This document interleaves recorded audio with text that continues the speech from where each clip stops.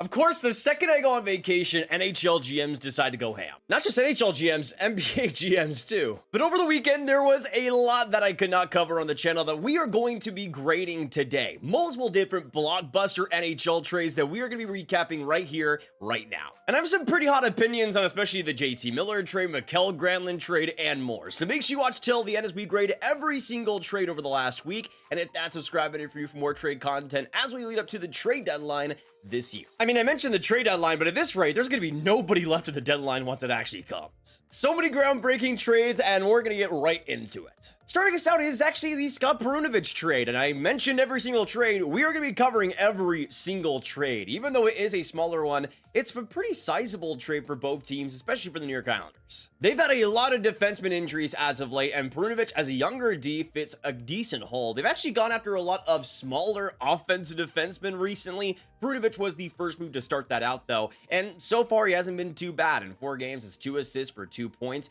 Really didn't get much of an opportunity with St. Louis this year, but has dealt with a lot of injuries over the last few seasons that have really stunted his growth. It just did not feel like the greatest fit in St. Louis, but on a team like the Islanders who can give him a fresh start and hopefully more of an opportunity going forward, I think Perunovich can be a decent defenseman. I don't think he's ever going to live up to the hype that he was accumulating when he was so good with Minnesota Duluth. But this is still somebody that I think could be a decent offensive puck-moving D, and that's exactly what the Islanders needed more of. And the return was about what you'd expect for a defenseman of Perunovich's caliber, just a 5th-round pick in 2026. I think for the Islanders, there's some pretty decent upside here, and a 5th-rounder is just whatever, I would say in that case. I'm going to give for the grades, the Islanders a straight B, and the Blues a straight C. Nothing all that substantial, but still worth talking about. Now, we have a lot more trades to get to in today's video, but let's first talk about today's sponsor in Mando. Mando was kind enough to sponsor a few more videos on the channel, and I was overjoyed because I use this almost every single day. Especially when I'm out and about, I'll just put my Mando full body deodorant in my backpack, and if things get smelly, especially you know where,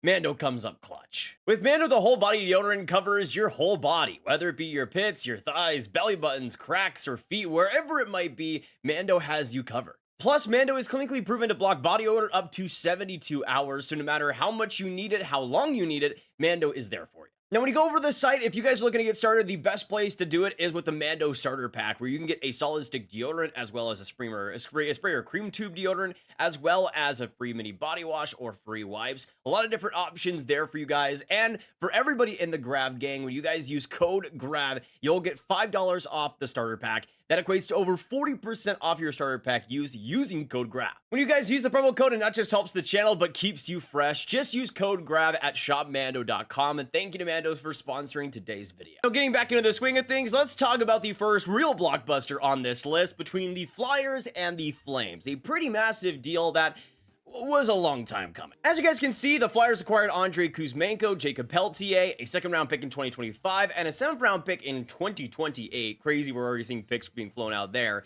in exchange for forwards Morgan Frost and Joel Farabee from Philly. Now, let's talk about the Flyers side of things to start things out here, and let's first talk about Andrei Kuzmenko, which was not the exact type of player I thought the Flyers would go after. Sure, he is a Russian to fit there with Matvei Michkov, but I don't know if that's going to be a fit under Torts, I'm going to be honest. He's someone that has just fallen out of favor in the entire NHL, to be honest, after an unbelievable rookie season with Vancouver, which we talked about in the Pettersson trade video. He was somebody that absolutely blew the NHL out of the water to start things out in 2023. Almost 40 goals, 74 points in 81 games. Since then, though, finding his consistency, finding his fit has been a trouble for him. We'll see what he can do on this Philly team and if that inconsistency will follow him. I think it's just to get another Russian forward from Michkov, honestly. I don't think the fit is all that great for Philadelphia on the ice, personally, but we'll have to wait and see what happens. Maybe Kuzmenko turns it around. You also got Jacob Peltier, who wasn't really a surprise to see on this deal. Somebody that I think needed a change of scenery from Calgary, but is somebody that I think has put up some decent numbers whenever he's been in the NHL for the Flames.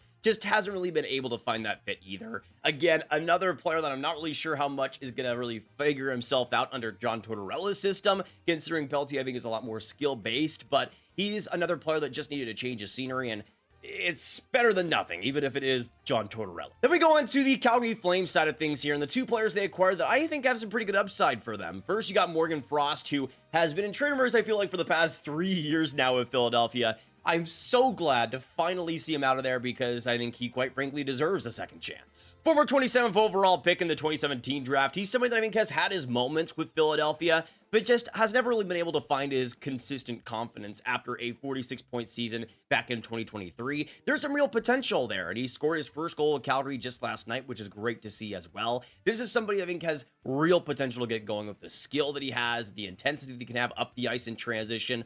I like Frost a lot still as a player. I think he has offensive potential that hasn't been unlocked, and hopefully the Flames are able to get that. Now, you also have Joel Farabee, a part of this trade, who has been probably one of the most frustrating players in the NHL over the last couple of years. Somebody I think has real opportunity as this power forward, but just doesn't really use it as much as you'd like. He's somebody that scored 50 points last season, but had his ups and downs even last year. And then this season has just been a season from heck for him. In 50 games for Philly, only 8 goals, 19 points. He's just been a complete disaster this season. In Calgary, it hasn't really turned a page, at least not yet. 0 points in 2 games there, but I'm still hoping Farabee is able to turn it around because I think he can be the best player in this trade if he wants to be. It's a shame that the Flyers had to trade 2 different guys in their mid-20s that should have been on the timeline for this Flyers retool, but because of their spots and their lack of trust, it happens this way. I think for Calgary, they still get the better end of this deal, but I still think for the Flyers, getting some potential to play like Kuzmenko and the picks there, I think is still a solid idea. I'm going to give the Flames a B+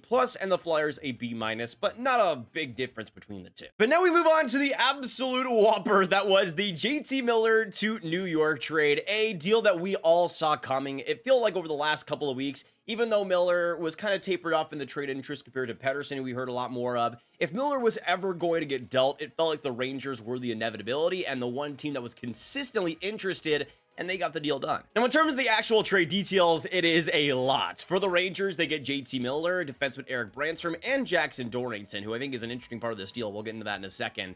And the Canucks get Filip Chytil, defenseman Victor Mancini, and a first-rounder in the 2025 draft. Now, with how we've seen this trade progress so far, I think it is a solid trade for both teams. The Rangers needed an infusion of just pure passion, and for all the warts there, JT Miller definitely brings passion no matter the situation, and a return for him I think is pretty fun to see. He's already had a major impact in the 2 games he's played. 2 goals, 2 assists, 4 points. It seemed like a great fit on that top line, especially with Mika Zibanejad. Really getting Mika going, I think, was a huge priority for the Rangers, and it seems like just trading for JT Miller made it happen. He's still quite a bit one-dimensional, but what JT Miller is best at is that intensity when he's at his best, that skill level when he's at his best, especially for the shot. I think that is something the Rangers really needed to acquire, and in JT Miller, they do get that. Now, Erik Brannstrom, I don't think is going to be much of an impact player. He's somebody that has had his moments in the Canucks system, but is likely going to be an AHLer. Jackson Dorrington, though, is an interesting one, a prospect that I don't think a lot of people are going to be talking about, including this deal, that I could see being pretty impactful for New York.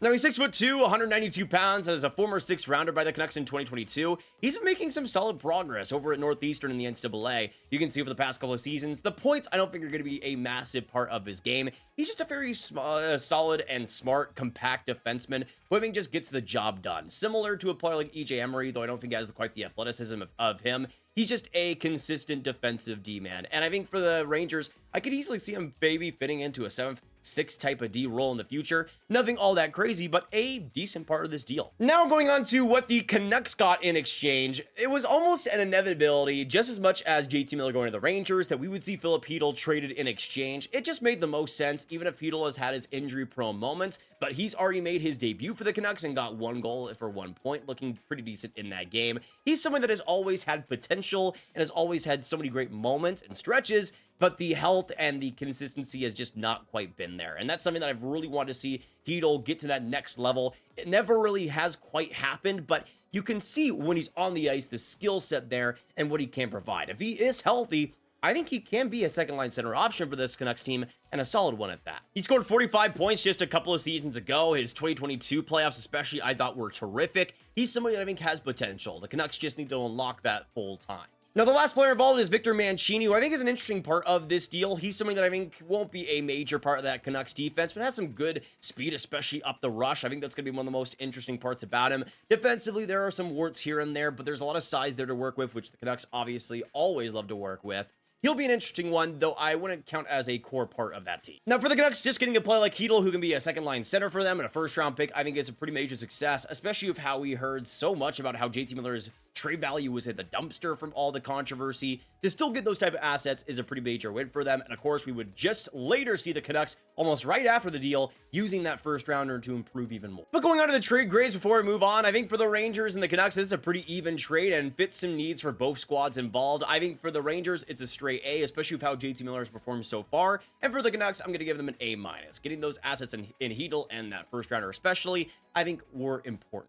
And basically, right after the trade, we would see the Canucks using that first-round pick they got in the JT Miller trade to go after both Marcus Pettersson and Drew O'Connor from the Pittsburgh Penguins. Especially in a player like Marcus Pettersson's case, he was somebody like JT Miller that was a top trade candidate for the deadline this year. He, of course, gets swept up well beforehand, and it's easy to see why. Especially in the case of the Pittsburgh Penguins, this fit everything that they wanted in a Marcus Pettersson deal and more. I'm gonna get ahead of myself though. As for the actual details, the Canucks got Marcus Pettersson and forward Drew O'Connor from the Penguins in exchange for forward Danton Heinen, defenseman Vincent Desharnais, forward prospect Melvin Fernstrom, and a first rounder in the 2025 NHL draft, the same one the Canucks got in the Miller deal. This is another trade that I like for both teams. Honestly, for the Canucks, they were a team that's, even though I think they need their first rounders and need more prospects in the cupboard, they were going to try to go for it and try to turn this season around. Players like Marcus Pettersson and Drew O'Connor, I think, will be important in doing so. In Marcus Pettersson's case, if he gets back to those 2024 type of levels, I think he can be an incredibly important defenseman for this Canucks team.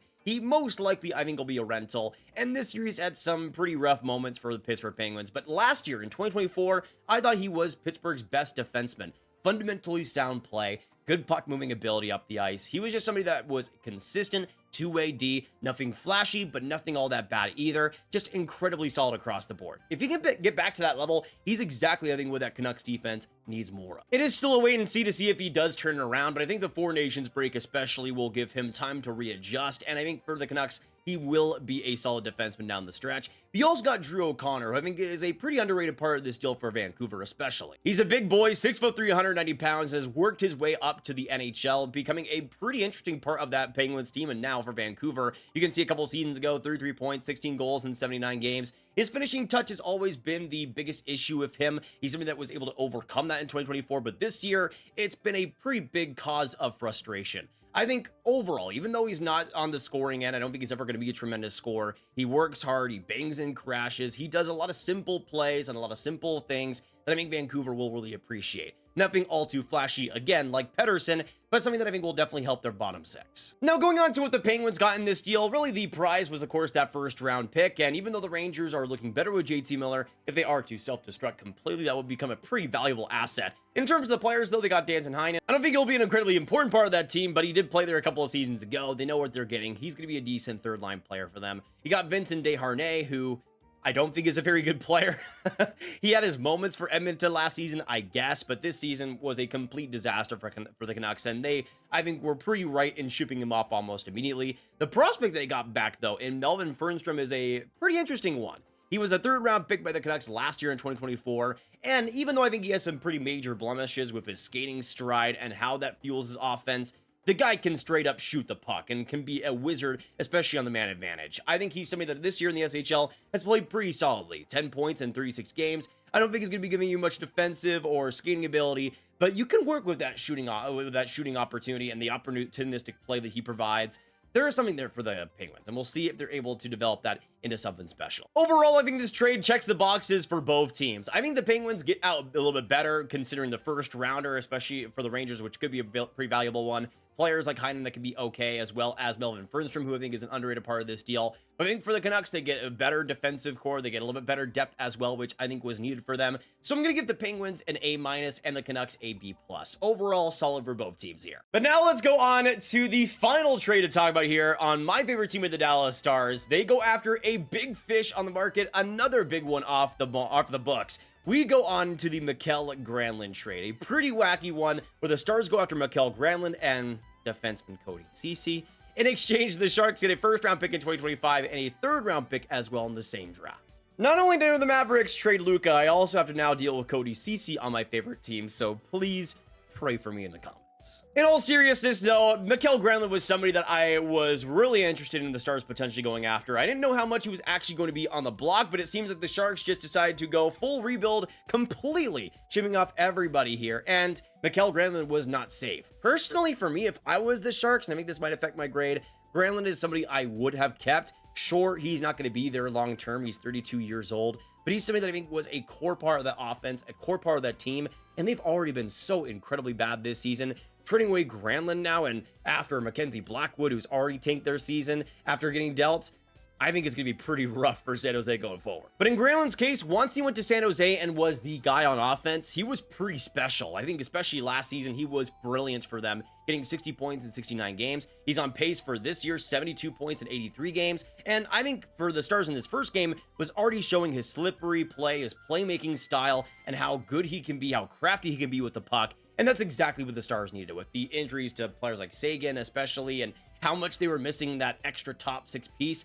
Granlund gives them that edge that they really didn't need. Plus, he's versatile. If you want to play him at center, on wing, wherever he might be, he can play in those situations. I was concerned at first if we were to see Granlund in more of a depth position, especially by the time the team gets fully healthy, whether that would actually, whether he would stay consistent, because in Pittsburgh, he was more in a depth defensive role, and that did not work for him whatsoever. Though it seems like for the Stars, they're utilizing him pretty correctly so far, and hopefully that is to continue. Cody Ceci is Cody Ceci. There's injuries on the defense as well. They needed some right D depth. It is what it is. Though, just the fact that we could have a right side if Esa Lindell were to get injured of Dumba, Lyubushkin, and Ceci. I know Lyubushkin has been pretty solid this year, but that is still objectively hilarious. All that matters for the Stars, though, is what Granlund is able to do come playoff time, and he's not somebody that has been there for a while. The last time he played was 2022, and he hasn't exactly been overwhelmingly good in the playoffs for a long time, if ever. So we'll see if that's something that will actually figure itself out, if he'll be different on this Stars team. But I think getting him here early is a really beneficial thing for him. The fact that he can already get adjusted to the Star system, I think, is important. So I'll have to wait, see and wait and see what happens. I mean, I'm not really too worried about that first rounder. The Stars have been able to really develop well and draft well, no matter the situation, no matter the picks. And to me, the biggest, most important thing was that Liam Bichsel was not a part of the deal. He was somebody that was rumored. David Pagnotta said he could be a part of the deal. He wasn't, and that is humongous. I get why the Sharks did it. A first and a third, especially for the Sharks' position in the rebuild, is very great to have. I feel like Granlund is the one player, though, I would have tried to have kept if I was San Jose, but I can understand if you got that type of offer, if you get that type of opportunity, you do strike with it. So I think for both teams involved, it's another solid trade. I think for the Stars, they do get better out of this. I'm going to give them an A-. And for the Sharks, I'm going to give them a B. I think if it was anybody else besides Granlund, I would have been more happy about it, but I get it. They're going full tank mode again. We'll see if they're able to get themselves out of it, though, because that has been a problem for multiple NHL teams when they trade away all their best players. We'll see if the Sharks can curb that reputation and curb that roughness getting out of the tank years. But that's gonna be it for today, guys. Thank you so much for tuning in and staying patient with me. I mean, vacation seemed to hit with the worst times for this type of stuff, but thank you guys for still sticking with us on the channel. If you guys did enjoy, though, hit that like button, hit that subscribe button, and the notification bell. Comment down below your thoughts on all these trades and what grades you would give them personally, and make sure you share it with all the hockey fans you guys know online, and make sure you click on this card as well for all my trade content right in one playlist. And, of course, if you guys are going here as well, make sure you support today's sponsor at shopmando.com. Use promo code GRAV, and I will see you guys in the next one. Have a fantastic hockey day, and goodbye.